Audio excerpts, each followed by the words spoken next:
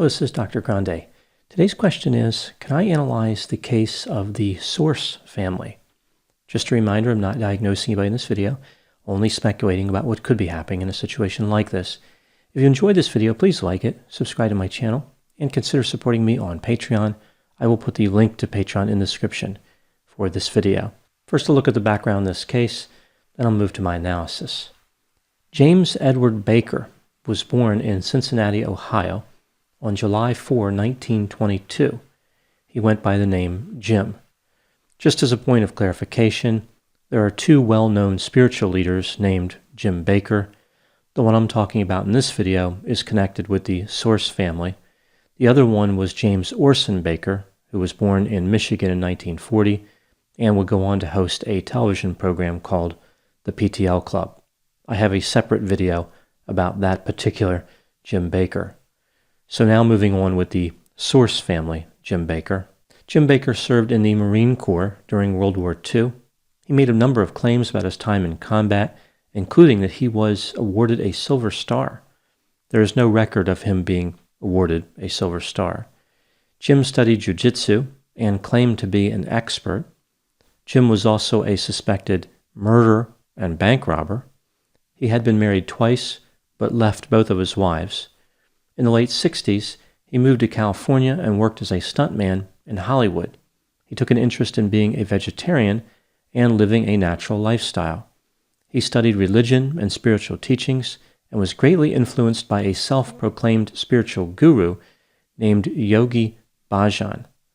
On April 1, 1969, Jim opened the Source restaurant on Sunset Boulevard. It was an organic vegetarian restaurant, which apparently became quite popular in the area. A number of celebrities would visit the establishment, including Steve McQueen, Goldie Hawn, John Lennon, Marlon Brando, and Warren Beatty. The restaurant was even featured in Woody Allen's movie, Annie Hall. During this same year, 1969, Jim met a 19-year-old woman named Robin. They would marry in 1970. Not long after Jim opened the Source restaurant, he managed to build a community of people around him. There was the sense that he was legendary. He was described as charismatic. People were amazed by his discussions of mysticism.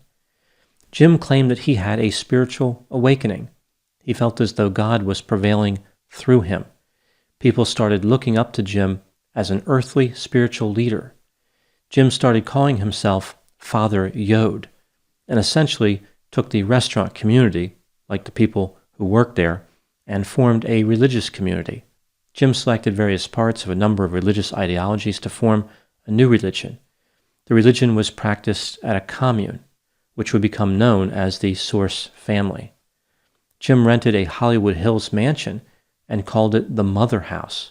The mansion at one time was the Chandler Estate, owned by Harry Chandler, a newspaper publisher who owned the largest real estate empire in the United States.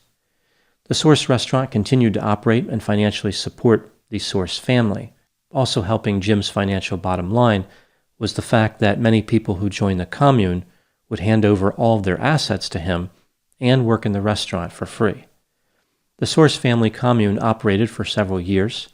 Many of the members had unusual names that are somewhat consistent with the hippie movement, like Electricity, Sunflower, Lotus, Orbit, Venus, Heaven, Prism, Galaxy, and Harvest Moon. Many changed their last name to Aquarian. As the commune became more popular, people would just show up and simply stay for a while. Many people would come and go. Several musicians did this.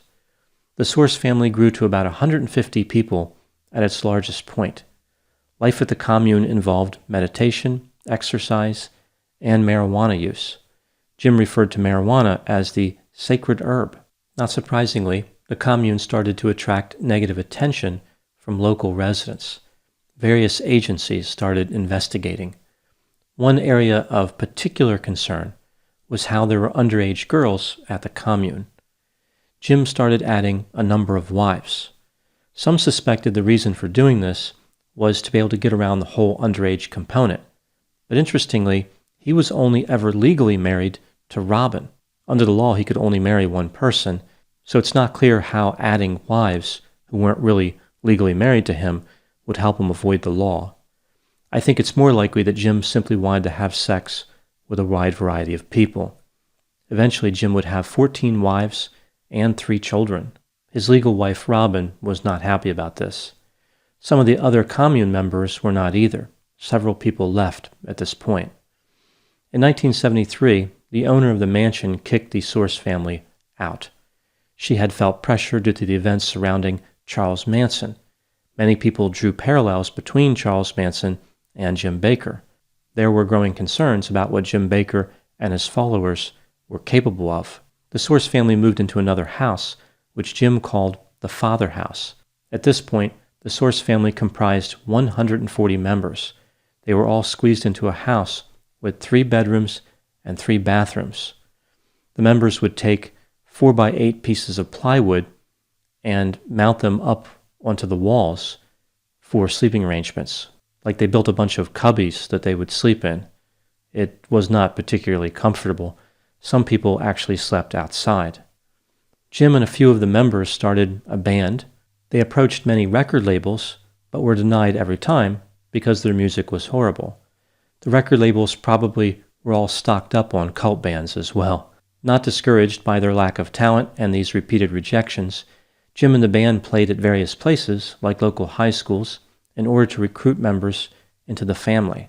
By this time, the commune was attracting even more attention from the authorities.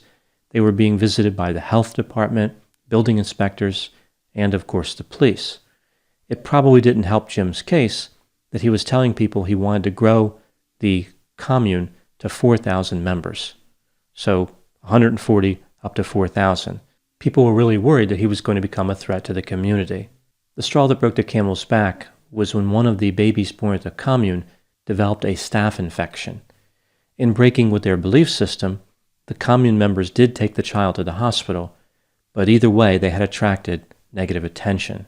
The whole idea of avoiding medical treatment was not gaining them any fans in the community. The Source family sold the Source restaurant on December 26, 1974. They had given up their only good way to earn income. The members relocated the commune to Hawaii. Jim Bakker had dreams of building healing centers and running farms. He thought people would come from far and wide to visit these locations, but he was mistaken. Not long after arriving on the island of Kauai, the commune members received a frosty welcome. The locals did not want them there. The police harassed them. There was even an incident where someone shot at their house. Jim ordered his members to defend the family with force, if necessary. They were armed with various weapons like rifles. This is reminiscent of Bhagwan Rajneesh and the Neo-Sannyasins, who formed their own little army after being rejected by the community. There is another parallel here to a cult, specifically the Love Has Won cult featuring Amy Carlson. That cult also went to Hawaii and found themselves in a dispute with the locals. I think it has made Hawaii reconsider their Come to Hawaii and Start a Cult campaign. It probably seemed like a good idea on paper. On top of losing the revenue from the restaurant that they sold in California, Jim Bakker made a number of terrible financial decisions. The family bought a boat for fishing and an airplane to spot fish. The family members attempted to get jobs in the community, but nobody would hire them. This takes us to August 25, 1975. It was on this day that Jim Bakker decided that he wanted to go hang gliding off of a cliff. He said the idea of doing it without a lesson was appealing. So he had never been in a hang glider before and had no training on how to do it. Several of the family members advised him against this behavior, probably due to the risk of him dying, but he decided to go forward with this plan anyway. As he was leaving the house, he repeated a Latin phrase that translates to, "We who are about to die salute you." The members of the commune launched Jim in a hang glider off of a 1,300-foot cliff. He crash-landed on the beach below not long after this. The members attended to Jim. He was unable to move. Jim Bakker spoke with a few of the commune members for a while. He said his back was broken. One of the members said something to the effect of, "It will heal, right?" appearing to still have quite a bit of faith in Jim Bakker. Jim told them to transmute the pain. He said he thought he would fly the kite, but God gave him his last lesson. Jim did not believe in medical care, so he simply lay there without treatment. Jim Bakker died 9 hours later. Some members believe that he did not have any injuries, rather it was just time for him to leave his body. Jim Bakker's impromptu hang glider-related cult leader removal strategy left his commune members even more disorganized than they were when he was alive. By 1977, the commune had dissolved. Now moving to my analysis. I will start with Jim Bakker's religious ideology. Jim really didn't think things through with religion. This is something we see with his cult in general. He didn't really think much through as he designed it. Essentially, he just took pieces of other religious belief systems and put them together. He believed that you could make anything acceptable by simply declaring it to be sacred. He didn't believe in using drugs, but marijuana was okay because it was a sacred herb. This seems like a convenient way to escape responsibility for any action. Jim Bakker believed that he could make sex sacred as well.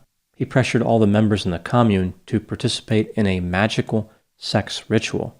It appears as though one of Jim Bakker's major beliefs was that he should be allowed to have sex with a lot of different partners. This is a core feature of many cult leaders. Jim generally didn't allow the use of medication. Again, this is what precipitated the move to Hawaii, one of the babies developing a staph infection.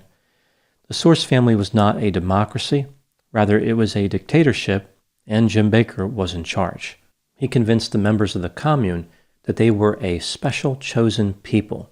The children who were born at the commune, there were 51 altogether, would be saints and saviors of the new age. He encouraged the members to believe that they were connecting with the astral world.